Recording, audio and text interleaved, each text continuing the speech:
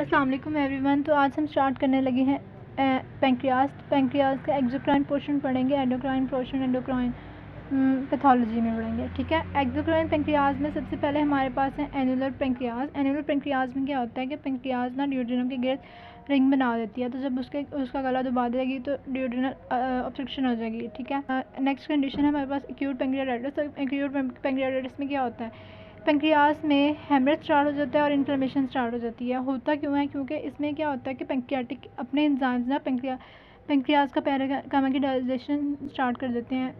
इसमें होता क्या है कि ट्रिप्सिनोजन कन्वर्ट हो जाती है, इसकी प्री मेच्योर एक्टिवेशन हो जाती है ट्रिप्सिन में। ठीक है, तो उसमें क्या होता है कि जो जितने भी इसके एंजाइम्स हैं वो डिफेक्टिव बनेंगे, कोएगुलेशन फैक्टर डिफेक्टिव बनेंगे, तो उसकी वजह से एडिमा, इन्फ्लेमेशन, थ्रोम्बोसिस, हेमरेज हो जाएगा। ठीक है, तो प्रोटीएज जब डिफेक्टिव बनेगा तो प्रोटियोलाइसिस स्टार्ट हो जाएगी। अगर लाइपेज हमारे पास डिफेक्टिव बनेगा तो फैट निक्रोसिस स्टार्ट हो जाएगी। इलास्टेज हमारे पास डिफेक्टिव बनेगा तो वेस्कुलर डैमेज स्टार्ट हो जाएगा। साइटोकाइन हमारे पास वो डिफेक्टिव बनेगा तो उसकी वजह से हाइपोवोलेमिक शॉक हो जाएगा। इसकी वजह से होता क्या है, दो तरह की इसमें निक्रोसिस होती है, लिक्विफेक्टिव निक्रोसिस होती है और फैट निक्रोसिस होती है। जो पेंक्रियाज है ना उसमें होती है लिक्विफेक्टिव हेमोरेजिक निक्रोसिस, और जो उन पेंक्रियाज से गिर्द फैट पड़ी है उसमें होती है फैट निक्रोसिस। अब ये होता है कि मोस्ट कॉमनली ये अल्कोहल और गालस्टोन की वजह से होता है, लेकिन इसके अलावा बाद और सिम्टम भी कॉजेज़ भी हो सकते हैं, जैसे ट्रॉमा, हाइपर कैल्सीमिया हो गया। ठीक है, अलावा हाइपरलिपिडीमिया की वजह से, ड्रग्स यूज़ करने की वजह से, स्कॉर्पियन टंग्स, माम्स या पोस्टीरियर ड्यूडेनल अल्सर रप्चर कर गया तो उसकी वजह से। पेशेंट प्रेजेंट कैसे करेगा, क्लिनिकल फीचर्स क्या होंगे, इसमें क्या होगा, पेट में एपिगैस्ट्रिक एब्डोमिनल पेन होगी जो कि रेडिएट करेगी बैक पे। इसके अलावा नोजिया, वॉमिटिंग होगी। इस पेरियम ब्लाइकल और फ्लैंक हेमरेज होगा। ठीक, इसके अलावा लाइपेज और अमाइलेज का लेवल इंक्रीज़ हुआ होगा। ठीक है, और इसके अलावा हाइपोकैल्सीमिया हो गया होगा। हाइपोकैल्सीमिया हो गया कैसे होता है कि जो फैट नेक्रोसिस होती है ना उसमें एक प्रोसेस होता है सेपोनिफिकेशन, उसमें जो कैल्शियम डिपॉजिट होने लग फैटी एसिड के साथ ना कंबाइन करने लग जाता है, तो कैल्शियम हमारे पास बहुत ज़्यादा यूज़ हो रहा है तो उसकी वजह से हाइपोकैल्सीमिया हो गया है। कॉम्प्लिकेशंस में शॉक हो जाता है।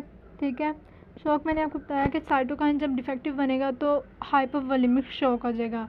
इसके अलावा हेमरेज भी हो रहा है, फ्लूइड सिक्वेस्ट्रेशन हो रही है। ठीक है, उसकी वजह से हो जाएगा शॉक।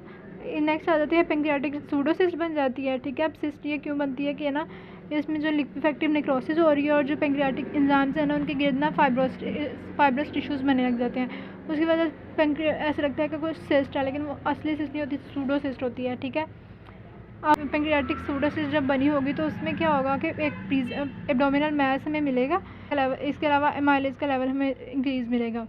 रप्चर कर सकती है, रप्चर कर जाएगी तो एब्डोमिनल कैविटी में एंजाइम्स रिलीज़ होंगे, इसके अलावा हेमरेज हो जाएगा।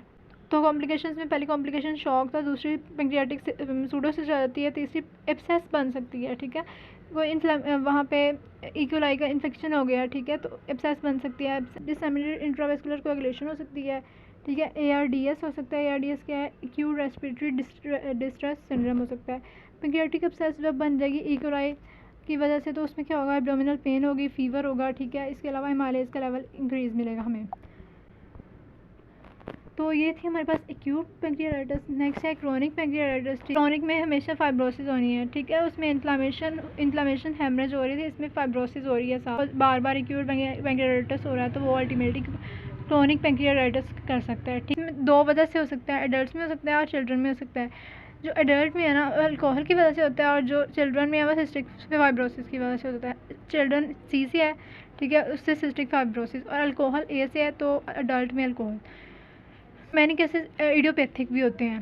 क्लिनिकल फीचर्स क्या होते हैं, पेशेंट प्रेजेंट कैसे करेगा, एपिगैस्ट्रिक एब्डोमिनल पेन होगी, पेंक्रियाटाइटिक इनसफिशिएंसी हो जाएगी। ठीक है, लाइपेज जब डिफेक्टिव है तो उसकी वजह से फैट नेक्रोसिस स्टार्ट हो रही है, तो फैट की मेटाबोलाइज नहीं हो रहा। ठीक है, तो जब फैट मेटाबोलाइज नहीं हो रहा तो फैट हमारे पास स्टूज में पास होने लग जाएगा, जिसे स्टीटोरिया कहते हैं। इसमें एमाइलेज और लाइपेज का कोई काम नहीं होता। ठीक है, अगर आ रहे हैं तो क्रोनिक का डायग्नोस्टिक नहीं है, एक्यूट का डायग्नोस्टिक है। ठीक है, डिस्ट्रॉफिक कैल्सिफिकेशन हो रही होती है। ठीक है, और अगर तो हम कंट्रास्ट स्टडीज़ करें ना तो उसमें जो पेंक्रियाटिक डक्ट्स हैं वो डायलेट हुई होती हैं। उन पेंक्रियाटिक डक्ट्स डायलेट होने की वजह से ना हमें चेन ऑफ लेग का पैटर्न मिलता है। ठीक है, इसके बाद हमारे पास होती है सेकेंडरी डायबिटीज़ हो सकती है हमारे पास। ठीक है, और पेंक्रियाटिक कार्सिनोमा का रिस्क बढ़ जाता है। सेकेंडरी डायबिटीज़ मेलाइटिस ही होती है क्योंकि ये डिस्ट्रक्शन ऑफ आइलेट्स ऑफ लंगरहैंस हो जाती है। तो आइलेट्स ऑफ लंगरहैंस के बीटा सेल्स ने हमारे पास प्रोड्यूस करनी होती है इंसुलिन, तो उसकी वजह से ये सब नहीं हो रहा, इसकी डिस्ट्रक्शन हो गई है, तो सेकेंडरी डायबिटीज़ मेलाइटिस हो जाएगी। इसकी क्लिनिकल फीचर्स को याद रखने के लिए DP ऑफ ECS से कर सकते हैं, ठीक है। D से हमारे पास डिस्ट्रॉफिक कैल्सिफिकेशन, P से हमारे पास पेंक्रियाटिक इनसफिशियंसी, E से हमारे पास एपिगैस्ट्रिक एब्डोमिनल पेन, एस से हमारे पास है सेकेंडरी डायबिटीज़ मेलाइटिस, और सी से कार्सिनोमा हो सकता है, ठीक है। एक्यूट पेंक्रियाटाइटिस से हो सकती है हमारे पास क्रोनिक पेंक्रियाटाइटिस, क्रोनिक पेंक्रियाटाइटिस से हमारे पास हो सकती है पेंक्रियाटाइटिक कार्सिनोमा हो सकता है। तो पेंक्रियाटाइटिक कार्सिनोमा में क्या होता है कि पेंक्रियाटिक ये जो एडिनो कार्सिनोमा होता है, ठीक है, पेंक्रियाटिक डक्ट से निकलता है, most commonly 70 year old Elder people में नज़र आता है। इसके मेजर वही क्रोनिक स्मोकिंग है, इसके अलावा क्रोनिक पेंक्रियाटाइटिस हो सकता है, ठीक है। जो इसके क्लिनिकल फीचर्स है ना, डिजीज़ के लेट स्टेजेस में आते हैं। इसमें होता क्या है कि वेट लॉस हो रहा होता है, पेन, एपिगैस्ट्रिक पेन हो रही होती है, ऑब्स्ट्रक्टिव जॉन्डिस हो जाता है। तो जब ऑब्स्ट्रक्टिव जॉन्डिस हो गया तो उसके सारे सिम्टम्स आएंगे, ऑब्स्ट्रक्टिव जॉन्डिस हो जाता है। इसके अलावा पेल स्टूल पेल हो जाते हैं क्योंकि जो बिलीरुबिन है वो तो आगे पास नहीं कर रही। इसके अलावा जो गाल ब्लैडर है वो पाल्पेबल हो जाता है। अब ये सब जो चीज़ें होती हैं ना, वो अगर तो कार्सिनोमा हमारे पास हेड ऑफ पेंक्रियाज में है ना, तो अब ये सारी चीज़ें हो सकती हैं, जैसे कि ऑब्स्ट्रक्टिव जॉन्डिस, पेल स्टूल्स और पाल्पेबल गाल ब्लैडर, ठीक है। इसके अलावा सबसे पहले हमने बात की थी एब्डोमिनल पेन हो सकती है, ऑब्स्ट्रक्टिव जॉन्डिस हो सकता है, सेकेंडरी डायबिटीज़ मेलाइटिस हो सकती है, पेंक्रियाटाइटिस हो सकती है, माइग्रेटरी थ्रोम्बाइटिस हो सकता है, ठीक है। और 6 में एक ट्यूमर मार्कर है इसका CA1999, ठीक है। अगर तो जो ट्यूमर है ना वो हेड ऑफ पेंक्रियाज में है तो ऑब्स्ट्रक्टिव जॉन्डिस, पेल स्टूल और पाल्पेबल गाल ब्लैडर हो सकता है। लेकिन अगर बॉडी या टेल में है, ठीक है, हेड में नहीं है, हेड में है तो वो तीनों चीज़ें आएंगी, बॉडी या टेल में है तो सेकेंडरी डायबिटीज़ मेलाइटिस हो सकती है। इसके अलावा पेंक्रियाटाइटिस इन्फ्लामेशन हो गई, वहाँ पे इन्फ्लामेशन हो गई है। इसके अलावा ना माइग्रेटरी थ्रोम्बाइटिस हो सकता है। इसमें क्या होता है कि स्वेलिंग हो जाती है, रिथीमा हो जाता है और एक्सट्रीमिटीज़ की टेंडरनेस स्टार्ट हो जाती है, और ये 10% पेशेंट में होता है। सर्जिकल सेक्शन में इसका क्या करेंगे, हेड और नेक का जो पेंक्रियाज है ना खोल देंगे, ठीक है। इसके अलावा इसका प्रोग्नोसिस बहुत पुअर है और इसका सर्वाइवल रेट लेस देन 10% है। This is all about the pancreas. Thank you.